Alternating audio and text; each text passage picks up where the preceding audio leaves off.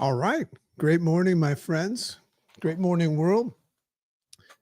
Great morning, humans. This is your friend. Oh, are we friends?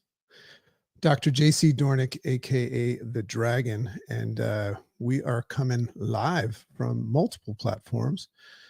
This is an interesting experience, this whole live streaming things. For those of you that don't know my background, this whole podcast phenomenon that, is just kind of unfolding, and any format where I'm sharing my words. What's interesting about my background is how that was what caused me extreme anxiety. I was a person that was frightened to death of, putting myself on the line and being, it was like an imposter syndrome thing or whatever. But anyway, it's funny for me to be going live. It's kind of what I call voluntary discomfort. And I seem to be doing it quite often. So great morning. Say hi to a couple of friends. I see Bear Sage. Great morning. Good morning, Martin. Okay. Martin. Is it Martin? Great morning, Lori, Matthew. So I see people coming in live on Substack, and we also have folks joining us on YouTube, and we're streaming to the Make Sense Podcast Facebook page as well. So very excited to be here today. This topic is amazing. It's about unresolved problems. This one's going to be a little bit of a feather ruffler, and it kind of falls under the category of the truth hurts type thing. Somebody asked me the other day what I do. I guess they were asking me what I do for work and for money. And it's an interesting question. First of all, do you know how to answer that question? If you have a job, you probably do. And I see some friends joining. There's a great Substack to follow right there, Diary of a Relationship Coach. And I got to meet her the other day. She's going to be on our new show, which is really exciting for Substack. We have a show that I'm starting. Actually, this Thursday is the first time we're going to do it. And it's called The Writer's Way, where we're going to be, interviewing writers. And that's an interesting thing. We don't really get to meet writers all the time. But we're going to find out what they write about and why, right? That's the writer's way. And also get some tips on how they're using the platform of Substack to grow their impact and all of that. It's a phenomenon. It's kind of the Wild West right now for writers. Writers are very, very much on the scene in a social media environment right now, but we don't really get to meet them. So I like to come live and let you guys, put myself out there, which now know freaks me out and scares me, make myself vulnerable, because I think there's a lot of power in vulnerability. Are you ready to be vulnerable today, or are you kind of hiding in the clouds behind some sort of avatar or something like that? So anyway, I'm excited about this topic, excited about a bunch of stuff coming. What are you saying? She says, love this space where you're committed to a purpose of learning and creating. Yeah. It's interesting. There's a struggle between that. If you're somebody that puts yourself out there, the perception is that I'm here to share with you and give you some stuff. Bear Sage, I've never felt more vulnerable than I have in the past 4 days. Let us know why. Why, what's going on in the past 4 days? Bear Sage. I think you should just keep that as your real name from now on. But I'd love to know why, because we're in the live format. The reason why we also in the podcast studio. So this is going to be edited and much shorter for the podcast that makes sense with Dr. JC podcast, which is getting almost 250,000 downloads a month right now, which is nuts. And we have paid advertising and everything like that. So my wife passed on Thursday. Okay. That's tough. That's tough. I'm so sorry to hear that. It's an interesting thing because I have a lot of, I've experienced a lot of that myself in my life, and they're constantly having people. So what I like to do is when somebody passes, the hardest thing about it. So this is part of the interface response system is here we have a stimulus, which is very challenging. And that is a tragedy, right? Just dealing with the process. Yeah, exactly. Not my grief, but our children's. Yeah. So it just keeps stacking and getting more and more challenging. So all I would say is one of the things that I like to ask people when they're going through that, and I would wish somebody would ask it of me, is rather than spending so much time saying, I'm so sorry, which I understand, I like to ask people, to share something amazing about that person and bring that back, right? Because loss is very, very challenging. I've experienced quite a bit of loss.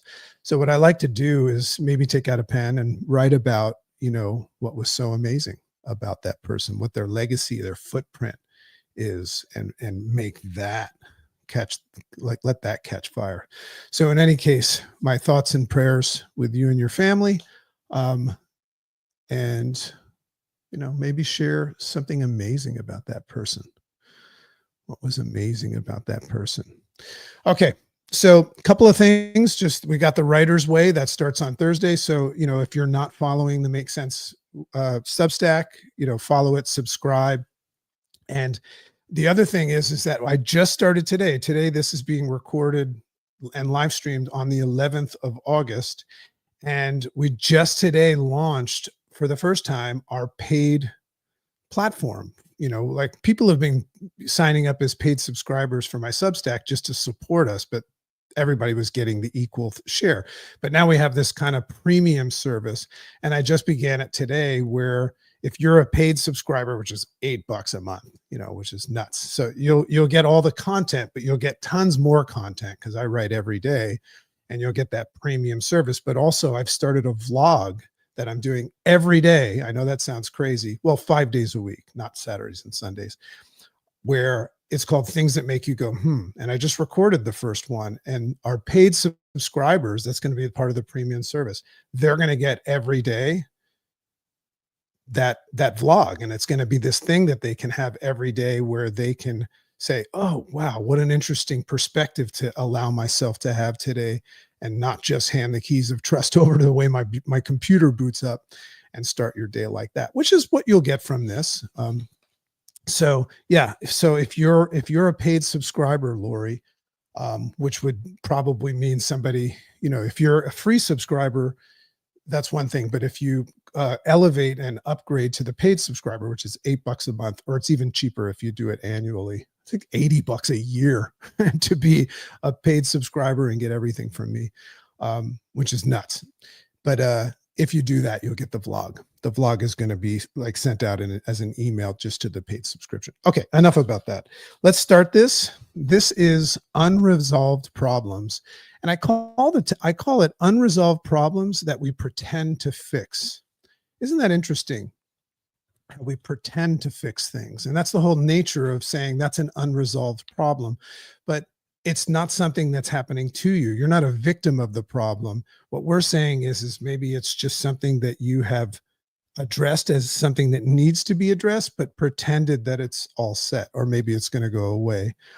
So I begin this by saying this is going to be one of those that might ruffle some feathers.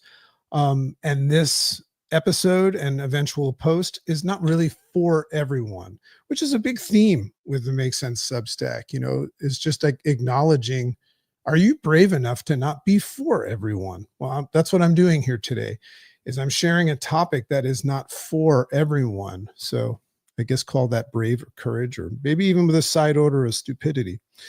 So the reason why it might ruffle some feathers is you might be somebody right now at this time that's comfortable with quick fixes, right? That you've managed to overlook. Nobody acknowledges that their quick fix is a quick fix. So you've managed to somehow put them in a blind spot and overlook. Or maybe you're somebody that's become numb to discomfort, right? I told you something before. I practice voluntary discomfort, but most of us are wired for comfort. So we try to stay away from discomfort. So you might be numb to discomfort, and also willing and kind of open to thinking right now, which is a belief, that technology and modern advancements possess the power to outrun the consequences of neglect. Let me read that again, because we're in a world right now where things are getting more efficient and easier and all that stuff, which we can perceive that as a good thing. But are you somebody that believes that technological advancements and modern advancements possess the power to outrun the consequences of your own neglect? Well, if you are that person, this one might sting a little bit. Okay. That's what this is about. So, but for those who are open and curious and ready to take note of the lump under the rug, under the carpet, right? The whole idea of brushing things under the carpet.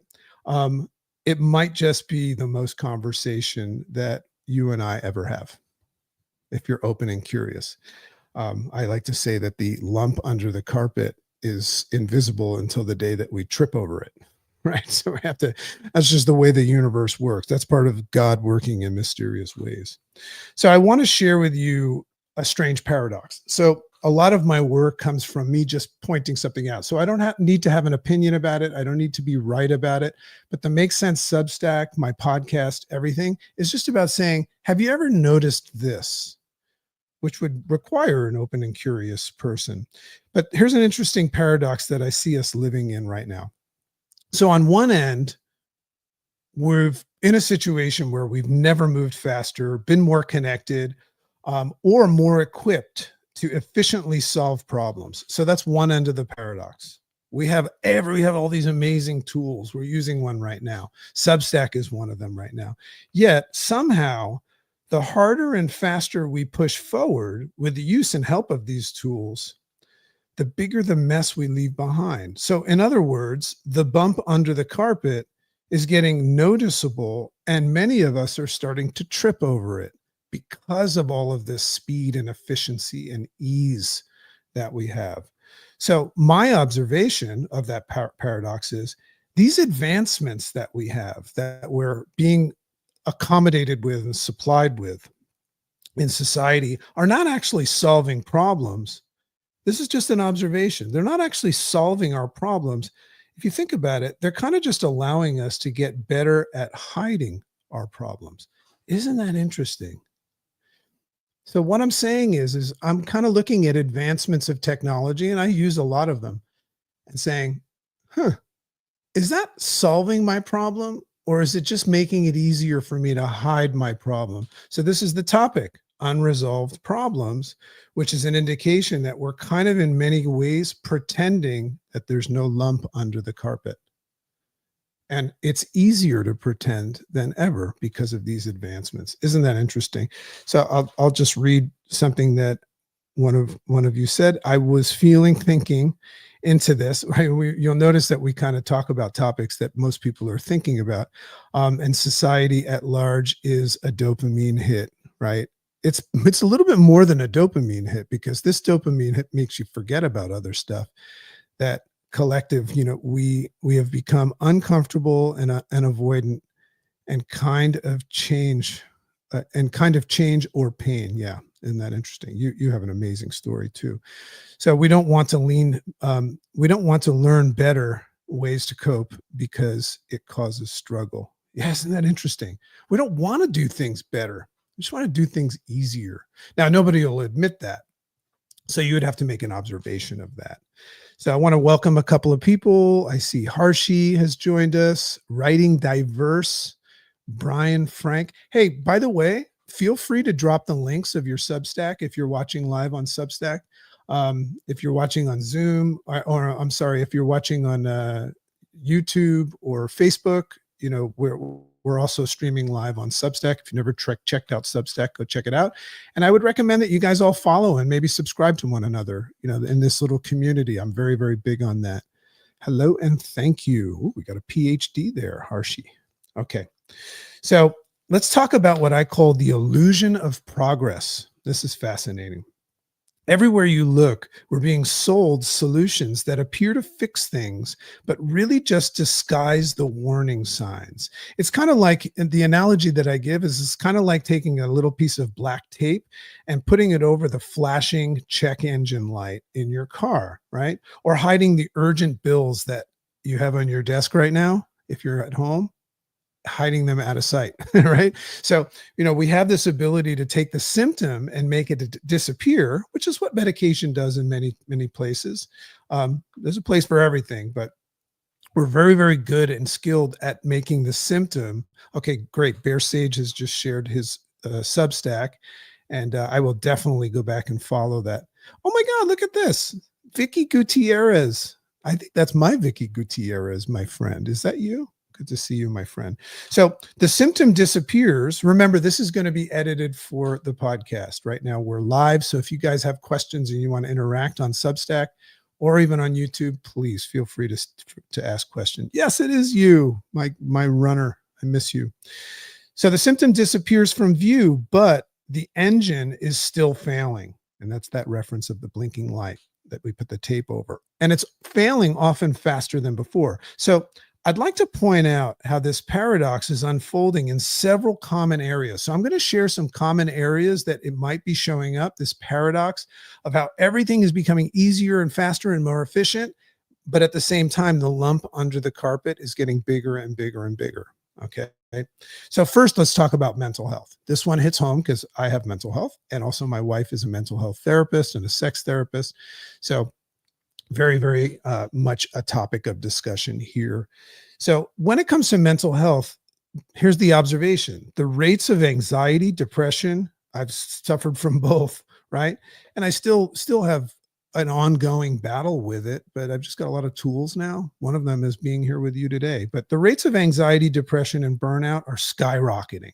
So that means that what we're doing is not working, or the cause of it is getting worse. But instead of addressing those things at their roots, social isolation, overstimulation, poor nutrition, disconnection from nature, we reach out for fast relief, which I totally get, in the form of things like medication, distraction, and those dopamine hits that Dawn was talking about, right? So we reach out for things to hide the symptom. And when we're talking about mental health, and I get it. And I'm not saying everybody. I see a therapist, right? And we do great work. I just had this experience where we were digging deep into some of my childhood trauma using a technique. I don't know if anybody's heard of it, called ART. So fascinating, where you're following this ball that's bouncing side to side with your eyes. And what it's doing is it's helping you retrace an event by using both sides of your brain. It was a wonderful, wonderful situation. I very, very much recommend if you see a therapist. And if you don't, entertain the idea. I didn't have like this resounding problem. I just thought it would be a good idea to let somebody look under the hood. So I'm not here, by the way, in the regards to medication and mental health, I'm not here to demonize medication. In fact, I wouldn't demonize anything because I haven't made up my mind about anything yet, right? Medication could be life-saving and it's got its place, but the deeper patterns go unexamined. That's what we're talking about, the lump under the carpet. The cycle continues. We feel better for a while, but as we know, the problem returns. Right. And it also sometimes returns stronger. It's not just bones that grow back stronger. It's problems as well. Problems can get bigger and stronger, and also in turn harder to untangle. So what we want to avoid is taking medications, in my observation, to counteract the downsides of other medications. Right. That's something to point out. That's part of this paradox of an unresolved problem. So what about obesity and the disappearing muscle problem? So this one hits home, right? For the record, I don't know how many people know this, but I've been a health transformation coach on the side. I'm not just a Substacker and a podcaster and a dad and a human. So I've been a health transformation coach for almost 19 years now. And that kind of stemmed from me having a transformation. I lost 80 pounds like almost 19 years ago and kept it off, and at 54, feel like I'm in fantastic health. So this one hits home. So look at the paradox here. America's obesity epidemic is one of the clearest examples of unresolved problems. And it's an unresolved problem trap. This is what's interesting.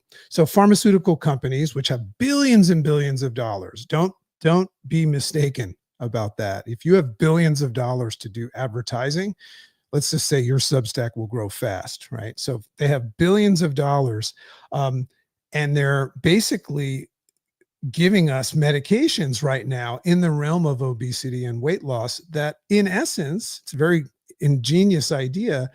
They turn off the brain's hunger signals, the food noise, right? Which is also coming with advertisements that's basically teaching Americans right now. Take note of the TV and the advertisements and the radio and the podcast. This is one thing I said, no advertisements about medications on my podcast, right?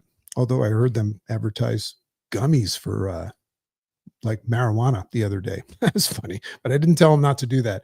So what's happening now in this trap is that, you know, we're having the success of the brain noise, you know, the hunger noise being shut off, but and the pounds drop, right? Headlines cheer and everybody moves toward the herd, right? And the perceived results. But then we look at the data, right? The data starts to show up, right? We always kind of know there's an upside and a downside to everything, but we're really good at the data being the lump under the carpet, right? So we look at the data. We're not just losing fat, we're losing muscle as well. The data's there, which we're very good at pretending the data is not there or finding somebody that says the data is not right. And that's cognitive bias, right?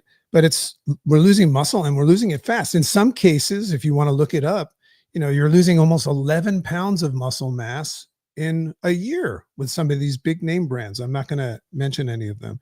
And what that's doing is prompting a new diagnosis that's being talked about amongst general practitioners and endocrinologists in the chat rooms called skinny fat. We have a new diagnosis where somebody can be skinny and fat at the same time because they have no muscle mass. And the problem with that is here's part of the data that we see right now. Here's the paradox.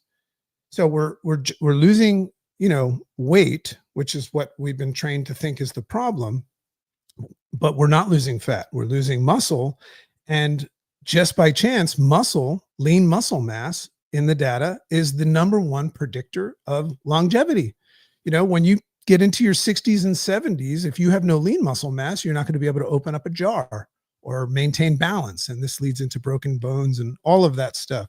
So the projections, you want to look at this problem. The projections right now are saying that the weight loss industry, because of these new, you know, advancements, is projected by like 2035 to be like a $535 billion industry. So this is a big problem because this is a big unresolved problem because what if that happens? If they succeed at being a $535 billion program, the whole healthcare system will collapse, right? It's a big, big one. So there's an example of something that's happening all because we were too focused on shrinking bodies instead of strengthening them. So these are things. I remember I said this might ruffle some feathers and might sting because if you're involved in these things, you're not a bad person. And I get it. I get it. But if you don't wake up and acknowledge that you're part of the paradox, and it's not your fault, but if you wake up and become conscious and arm yourself with the weapon of awareness, which is what this whole show is about, and my Substack is all about arming you with awareness with one goal in mind, to get you back as the shot caller of making up your own mind, thinking for yourself. We live in a world that thinks for us.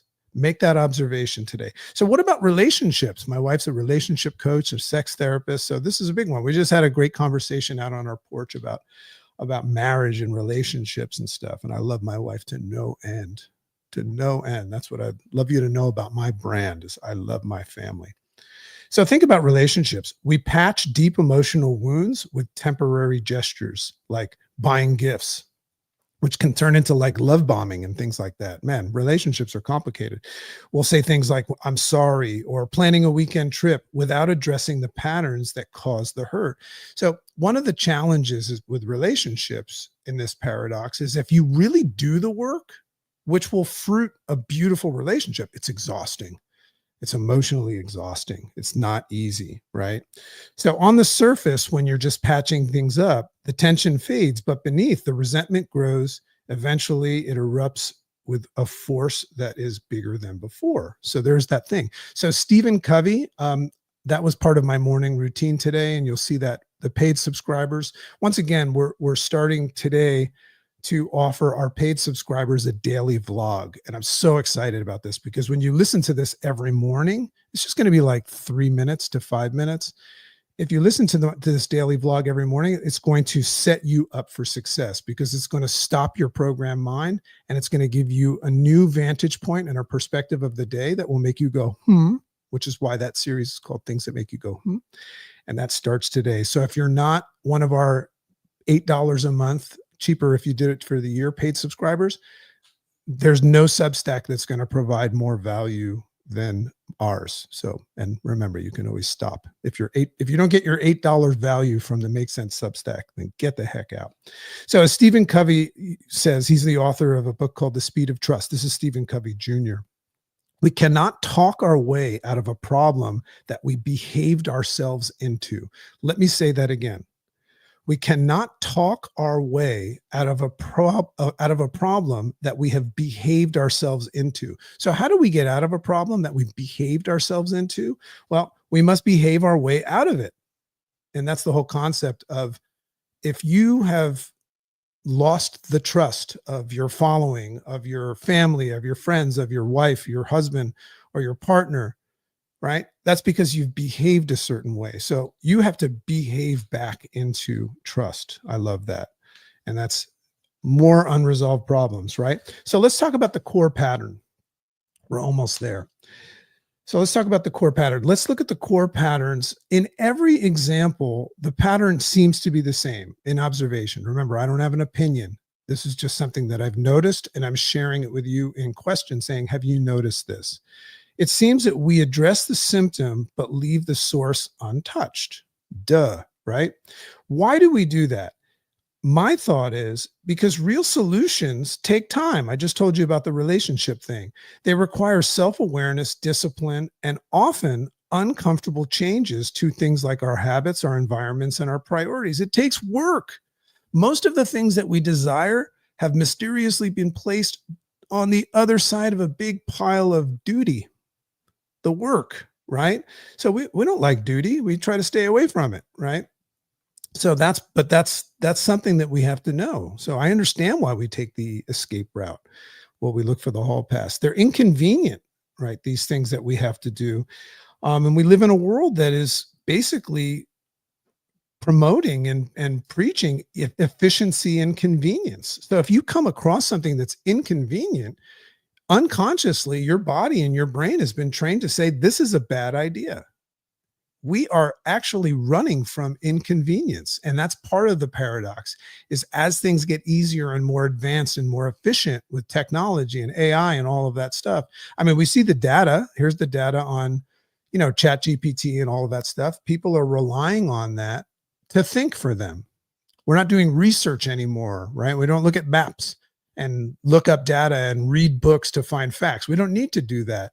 And we're seeing that people's cognition, there's some studies out of MIT that say that people's brains and cognition is going down as a result of that. So that concerns me. So that's why I read all these books.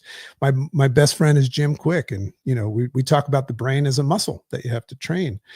So do we need a collapse? Do we need everything to fall apart? Maybe. That's kind of the way things have to get bad enough for us to do something. But I like to entertain the idea of saying, well, can we avoid the collapse? And I say, absolutely. So this is the part where I say, now it's your turn, right? So for anyone that doesn't want to have any responsibility for their life, stop listening now. This is the part where you want to get the heck out of here. So here's the real reason that I'm sharing this. It's not to shame, but to shed light, point out, and arm you with the awareness of this stuff. That's it. You're going to do with it whatever you want to do with it. Because if you can see this pattern in the big systems around you, then you can also see it in your own life. So you have to first notice it. It's easiest to notice these things in other people and in society. But then it gives you the ability to say, well, what role do I play? When my wife and I are having some sort of I don't know if I would call it like a dispute or heated conversation about something, we always notice that both of us are trying to be right. So what we do is reframe it, right? And we say, well, what role can we take accountability for? That's not easy to do, right? It's a gut check. So ask yourself these questions. What problems have I covered up instead of resolved? There's a great question. How about this one? What and who am I tolerating in my life? Build a tolerant list. What are you tolerating? Meaning you don't have to have it, but you're putting up with it. That's a great list to diminish as you go. How about this? Where am I chasing the appearance of progress instead of the reality of it? Oh, where am I chasing the appearance, the illusion of progress, but at the same time running from the reality of it? I call that fake work. Stuff that keeps you busy, but has nothing to do with moving you towards your goals and dreams. What warning lights have I covered up with black tape in life? Are the bills hidden on your desk right now? Right? I'll give you an example transparently. I need to get 2 new tires for our car because I can see that they're balding a little bit.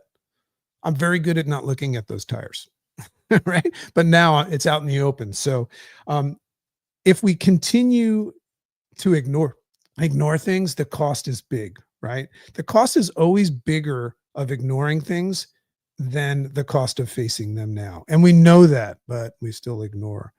So I hate that. I hate that about being a human, and I hate that about being just acknowledging all of this stuff, but I hate it because it's true and it hurts.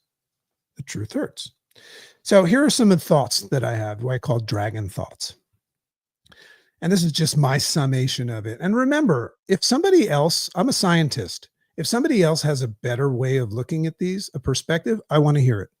Even if it's negative, even if it goes against my core principles and the things that I have decided are right, I want to hear different perspectives because I don't need to be right. That's what this stands for right here. HMMM. Haven't made up my mind. I haven't made up my mind about anything, and I don't think I ever will. I don't need to because I'm open and curious. The right protect switch on my brain, my SD card, is open. I am not closing it because I know that I'm wrong a lot. And that's a wonderful thing. It's called drifting and shifting, right? In order to shift, you have to first be able to catch your drift. So my thoughts, we can't control every system around us, right? Let's not try to drink water with a fork here today. Let's just take a baby step. And remember, in Buddhism, they talk about the 2 arrows of suffering. The first arrow of suffering is the one that is shot by the unpredictable and uncontrollable world around us. We don't control the first arrow. But the second arrow, right, that we often see that we have aimed at our own foot, we control. We control that, and that is our reaction and our response. We can decide whether we're willing to live life we can decide whether we're willing to live with this illusion of progress or demand the real thing. I demand the real thing. Harshi, you're in that right now with the arrows, right? You have just been struck with the first arrow of suffering, and you had nothing you could do about that. And that's kind of why we take steps to say, it's hard to say what to look at the bright side, but you have children, and I've been through this by the way, so I feel for you. Or no, I'm sorry, it wasn't you, Harshi, it was Bear. It was Bear that said that. Sorry about that. When we face tragedy, that's the first arrow of suffering, right? And when you're dealt with that blow, that sucks. And your knee-jerk reflex and all of your emotions and your stress response system is going to do what it's going to do, and it doesn't ask for any permission, right? The lower levels of your brain, which control primarily all of your thoughts, feelings, and actions initially, do not ask for permission, right? That just happens. So don't get upset when you get upset, but take note of that you're drifting.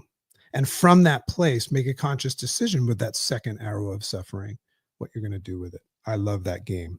So we can decide whether or not we're willing to live with this illusion of progress or demand the real thing. The choice, know this, is uncomfortable, but it's also the difference between a future that we're merely surviving in and one where we're truly thriving. So you're either in survival mode, or as I like to say, thrival mode. I choose thrival mode most of the time, but sometimes I have to catch myself drifting offshore. When you're in the water and all of a sudden you realize your beach towel's way up there, you have to catch yourself in that drift in order to shift. Just don't beat yourself up when you find yourself drifting, because we live in a world that is very, very much promoting drifting. God works in mysterious ways. So that leaves the choice in the hands of the experiencer. You're the life experiencer. So the choice is yours. Do you take the red pill? We're going to have a matrix reference here. Do you take the red pill and confront the lump under the rug and do the work, the uncomfortable, inconvenient work that resolves the problem, or here's the convenience, right? And the efficient advancements of technology and the comfort. Or do you take the red pill, which will have you wake up to, I'm sorry, or you take the blue pill, which has you wake up tomorrow, right? And once again, hand over the keys of trust to your programmed environment and mind, your programmed, conditioned environment and mind. You hand it over and say, you tell me what to do, right? So all I have to say is permit yourself to sit with this before you decide what you're going to do. This is the hard part. You've just been in a jacuzzi with the dragon, and the jacuzzi is where everything makes sense. Yeah, amen. Amen. That's right. And you see the other people saying the same thing. So I just encourage you to sit with this for a moment before you decide. And in that space, in between what you've just heard and your initial conditioned response, sit in that space and allow yourself to look at it from multiple vantage points. This is why I wear glasses without lenses. It's to remind me that I call the shots. I don't want anyone else to tell me what lens to look through. Isn't that interesting? So this is what's going to change your life today. Make sense? So as a reminder, thank you so much to our paid subscribers. You're going to get the first of the vlog series today. All I'm going to do is I'm going to make the $8 that people spend a month the silliest thing in the world. My goal is to have people call me and text me and say, I just refuse to only pay $8 for this. And that's my goal. I won't change it. But in any case, I'll tell you, my goal and dream is to do this full time for a living. You know, I still run lots of businesses and things like that. And I love those. But what I really love is hanging out at home and just being in the creative process, hanging out with people like you and spending all the time I can with my kids because they're growing up fast. And being able to maintain my health and all of that stuff. We're minimalists. We don't need fancy cars and big houses. You know, we do very well, but we don't spend it. We spend money on experience and helping others. So if you're going to support this Substack, you're going to help a lot of people, including my family. So love and appreciate you all. Remember, if you learned something today, give it away. Take what you learned and put it into the arena of play, and have a nice day. And by the way, I'll see you next time. Love you and appreciate you. Have a good day.